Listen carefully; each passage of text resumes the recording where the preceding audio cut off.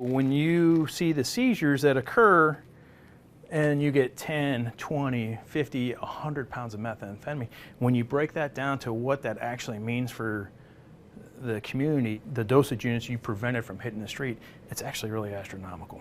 To put things into perspective, Bell pulls out some evidence. You're looking at 32 pounds of meth. That's just from 1 or 2 cases this year. Just 1 pound is enough for 3,200 individual doses. This would probably get a person high for 24 to 48 hours. Last year, the DEA Omaha division alone seized about 450 pounds of meth in the region. We are seeing methamphetamine at levels that have never been seen before. And Bell says the cartels are getting more creative in how they get it here. Now we're starting to see meth that is suspended in liquid. We've seen it in gas tanks, mixed with gasoline, diesel fuel, windshield wiper, radiators. They get pretty innovative in trying to not lose their product to law enforcement. Does it work? Sometimes. And they're more innovative in how they market it. Almost exclusively now, you find the organizations that use the big shards, crystal, the glass-like material, because there's been a marketing saying this is the biggest, baddest methamphetamine out there. Bell takes us down into the depths of the DEA building where they test the drugs they seize. There it goes. So it's immediate. So it is. You can see the bluish color.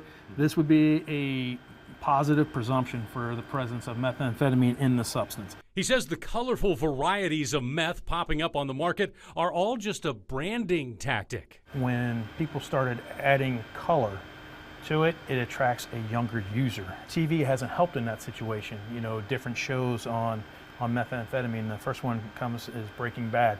People believed that the blue meth was the most powerful and potent, and when in fact, blue is just a color additive that is added and marketed by the drug trafficking organization to convince the user this is the biggest, baddest stuff there is. And with people trying meth at a younger age, Bell worries that means more customers for the cartels. You're in these schools and the kids come up with the most fascinating questions, but you know, they get educated quite a bit from TV, and you have to be able to separate reality from fiction, and it's amazing what they pick up on TV and the questions that they're asking you. When you get a first grader asking you about kilos of cocaine, you're like, how does a first grader know anything about kilos of cocaine?